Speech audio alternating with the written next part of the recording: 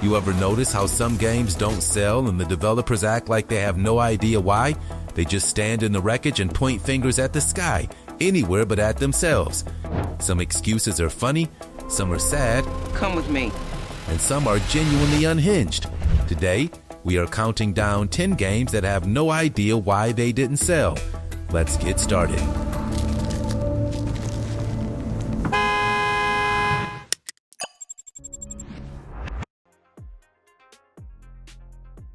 Opening the list at number 10 is Veilguard.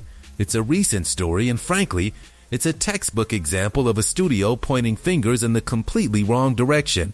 Veilguard launched in January of 2026, a free-to-play raid shooter from Wildlight Entertainment, a team built out of veterans from Respawn, the people behind Titanfall and Apex Legends. Big pedigree, big expectations. The game opened to over 97,000 concurrent players in its first hour, which sounds great until you realize that by the next day it had dropped to under 20,000. Within a single week, the player count had collapsed by 90%. By the end of February, the daily peak was below 600. The game was shut down on March 12, just 45 days after release. The studio also had its primary financial backer pull out, which is never a great sign. So how did the developers process this? Did they look at the confusing match structure, the muddy art style, the oversaturated hero shooter market that already buried Concord, and think, yeah, we got some things wrong? Nope. One of the devs hopped onto social media and explained that consumers had put, quote, absurd amounts of effort into slandering Veilguard. He claimed the game received around 14,000 review bombs from users who reportedly didn't even finish the tutorial. He blamed content creators for piling on. He suggested gamer culture itself was the problem. I don't know, man. When your game loses roughly 90% of its players in about a week, maybe those angry users aren't part of some conspiracy. Maybe they're just customers who didn't enjoy the game. Wild theory, I know. At number 9 is Splitgate 2. This one's special because the excuse came with a name attached. Splitgate 2 launched in June of 2025 from 1047 Games, a sequel to a culted arena shooter that had a passionate, very online fan base. And almost immediately the launch turned into a circus. The CEO showed up at a major industry showcase wearing a Make FPS Great Again hat, which sure, get the headlines. But the real fireworks started when players noticed the in-game store had an $80 cosmetic bundle, not $80 for the game, $80 for skins in a free-to-play shooter.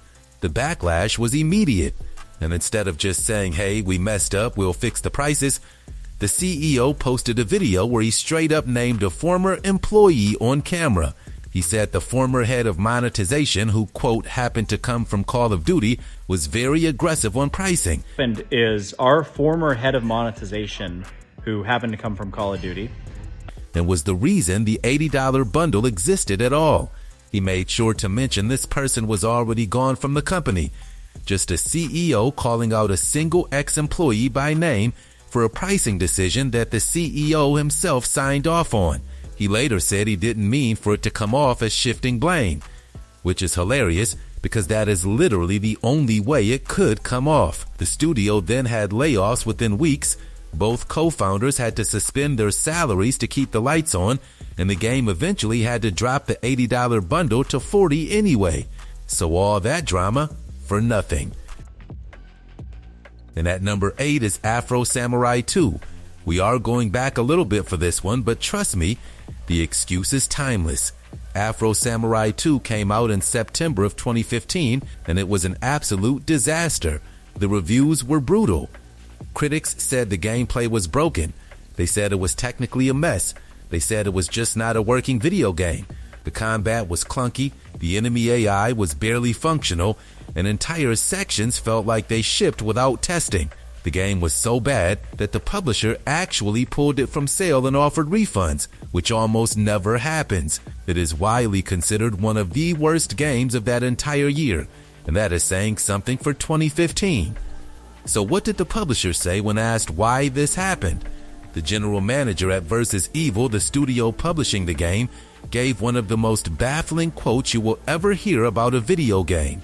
He said, and I'm quoting directly so nobody thinks I'm being unfair, "If you look at the reviews, it wasn't that the game was broken or buggy, people just didn't like it."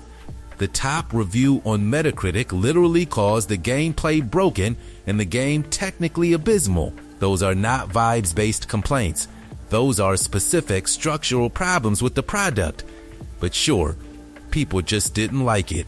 To their credit, they did offer refunds, which is more than most companies on this list ever did. But the cope was real, and it's a perfect example of just refusing to hear what the reviews actually said. At number 7 is Duke Nukem Forever, the legend. The game that spent 14 years in development hell and then somehow released anyway. This one launched in 2011 to scathing reviews. People hated it. The humor was stuck in 1997. The 2-weapon limit felt random and frustrating. The graphics were rough even for the time, and the gameplay just did not hold up next to what shooters were doing in that era. It is genuinely one of the most disappointing releases in gaming history, and that's a high bar. Gearbox didn't fully make this game, by the way. They bought it from 3D Realms after 14 years of false starts and basically had to Frankenstein it together to ship anything at all, but they still defended it. Co-founder Brian Martell, in response to the brutal reviews, said, quote, "We wish the reviews were a little less caustic. We're not quite sure where some of the anger came from." Where the anger came from? The anger came from the fact that you waited 14 years and got a half-finished game that played like a tech demo from 2003. He also said the game was meant to be an old-school shooter in modern technology, which is not what the game was. It wasn't an old-school shooter. Old-school shooters didn't have 2-weapon limits and quick-time events. They had wall-to-wall enemies and rocket launchers and barrels you could explode. Like, just say the truth. The game took 14 years, switched hands multiple times, and the result was a mess. That's the answer.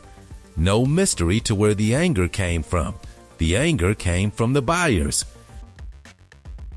And at number 6 is Overkill's The Walking Dead. This is from the same general orbit of studios that gave us Payday, and the launch of this game in 2018 was a complete mess. The reviews were rough. The game was broken in a lot of ways. The promised post-launch content kept getting delayed and then quietly canceled. It got delisted on consoles within a year. It was, in every measurable way, a flop. But the most interesting part of this story is what happened internally. The then CEO of the parent company Starbreeze sent out an angry internal email to staff about the failure, and, predictably, the email leaked. In the email, he basically blames the entire development staff. He says, with less and less developers willing to put in the extra care in a product that clearly limits the possible result of enough quality and time. He says it's a new era and he did not leave the old one and adapt in time. My fault, he says. It's okay. It's new time. I'm not making any of that up. That is verbatim what he sent to his own employees about a game that flopped under his watch. It is one of the most incoherent, passive-aggressive scapegoat why leadership messages of all time. He's the CEO and he's writing like he's a guy in the trenches who got let down by his squad. It is a masterclass in not taking responsibility while pretending to take responsibility. The whole company eventually went into financial restructuring shortly after, which, given the leadership on display in that email, was probably overdue. Not great leadership, that one. At number 5 is The Day Before. Remember this one? At one point, this was the most wish-listed game on Steam. Tons of hype, tons of trailers, an audience that was absolutely starving for the survival mode they kept advertising. Then it launched in December of 2023, and it was an immediate, total disaster. The game was broken. The trailers had basically lied about what kind of game it actually was. People couldn't even get past the first room without hitting game-breaking bugs. It turned out the game wasn't really an MMO at all. It was more like an extraction shooter. Within 4 days, the developer Fantastic announced the studio was shutting down. The servers got pulled offline 45 days later. The game's official rating ended up around 18% positive, one of the worst rated games in Steam history. Now you'd think a studio that imploded that fast would just take the L and disappear. But no. About a month later, Fantastic resurfaced on social media with a long statement blaming, quote, certain bloggers and content creators for the game's failure. They claimed there was a hate campaign making, quote, huge money by creating false content. They cherry-picked one streamer's positive impression as evidence the game was actually fine, while ignoring the tens of thousands of refunds happening at the same time. The statement even included a weird thought experiment about counting pink objects in a room and then recalling the blue ones. I'm not kidding. Look it up. It's one of the strangest corporate damage control posts ever published. At number 4 is Dragon Age: The Veilguard. This one's a big swing, and the excuse from the top of EA is genuinely something else. Veilguard came out in late 2024 after, depending on how you count it, almost 10 years of development. It reached about 1.5 million players in its first quarter, which sounds fine until you find out EA had expected almost double that. The game missed bookings by nearly 50%. That is a massive miss for a flagship RPG that ate a decade of studio resources. So during the financial earnings call in February of 2025, EA CEO Andrew Wilson got asked about it, and his answer is incredible. He said, quote, in order to break beyond the core audience, games need to directly connect to the evolving demands of players who increasingly seek shared world features and deeper engagement alongside high-quality narratives in this beloved category. Translate that out of corporate speak, and it means he thinks the game would have done better if it had been a live service game. Which, and I cannot stress this enough, is exactly what Veilguard originally was. EA had been pushing BioWare to make it a live service title for years. The studio rebooted the project specifically to move away from that, partly because Anthem, BioWare's previous live service attempt, was a historic disaster that nearly killed the studio. So Wilson is essentially saying the game failed because it wasn't the thing it already tried to be, and that thing already killed the studio's previous game. The actual reasons people did not buy it, the writing, the tone, the visuals, the years of development chaos, none of those come up. It's live service or bust. At number 3 is Ship of Heroes. This one is comedy gold from start to finish. Ship of Heroes launched in September of 2025. It was billed as a spiritual successor to City of Heroes, the classic superhero MMO that fans have been mourning for over a decade. So there was real organic interest in this game. But then the developers decided to charge $60 for the box plus $15 a month for a subscription. In 2025, for an indie mode that, to be polite, looked about 15 years out of date and had AI-generated voice acting in places. The launch was a catastrophe. The peak player count ever was 100. Steam reviews were sitting around 21% positive. The math on this is brutal. There were, at the time of the dev statement, fewer than 100 reviews total, and the developer, in a pinned post on the official Steam forums, declared that the game had been review bombed. They wrote that they were resetting the Steam forums due to, and I quote, the review bomb trolls swamping the Steam forums with negativity. Review bombing on a game with fewer than 100 reviews. That is not review bombing. That is the entire player base telling you the same thing. And on top of that, they accused fans of the original City of Heroes of running a coordinated campaign against them, which is wild, because those are literally the only people on Earth who wanted this game to exist. You can't bite the hand that feeds you and then complain the hand isn't feeding you. And at number 2 is Concord.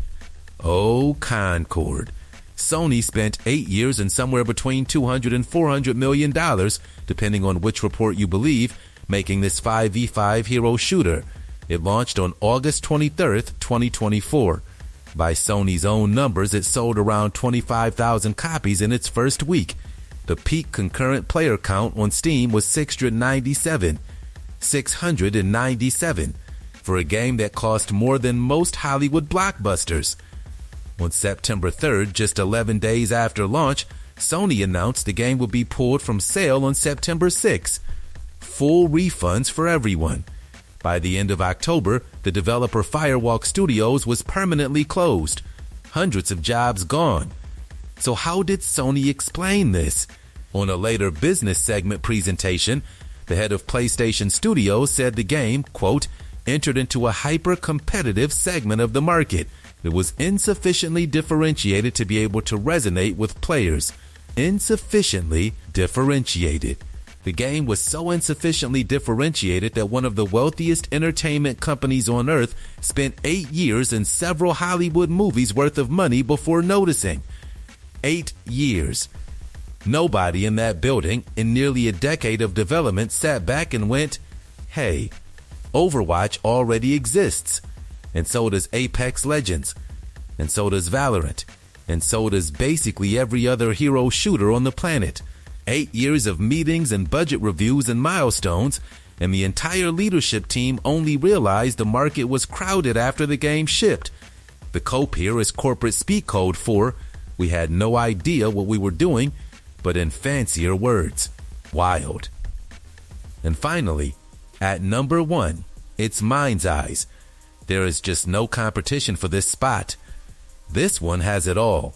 Mind's Eye launched in June of 2025 from Builder Rocket Boy, a studio founded by Leslie Benzies, who was best known for being one of the most influential producers on the Grand Theft Auto series during his Rockstar years. The studio reportedly spent around £233 million making this game. That's more than Rockstar spent on the entire development of GTA 5. And what they shipped was a game that Metacritic gave a 37, the lowest score of any major release that entire year. Within a month, the Steam concurrent player count had dropped below 20. PlayStation actually started refunding the game on request because of how broken it was. The studio started layoffs within weeks. Around 300 employees, roughly 75% of the workforce, received at risk of redundancy emails. So how did Leslie Benzies, the former GTA producer, address all this with the staff? In a video meeting in July, according to multiple reports, Benzies told employees that the disastrous launch was partially the result of, quote, internal and external saboteurs. He said an investigation would be launched to identify the saboteurs within the company. His co-CEO had earlier strongly implied that Rockstar itself was behind a coordinated effort to trash the game in the studio. So just to be clear, the official explanation from the top of this studio is that an unnamed shadow coalition, possibly including the most successful game studio on Earth, secretly sabotaged a £233 million project. Not the bugs, not the empty world, not the incoherent story, not the years of reported mismanagement that former staff have spoken about publicly. Saboteurs. That is the take they went with. That is your number 1.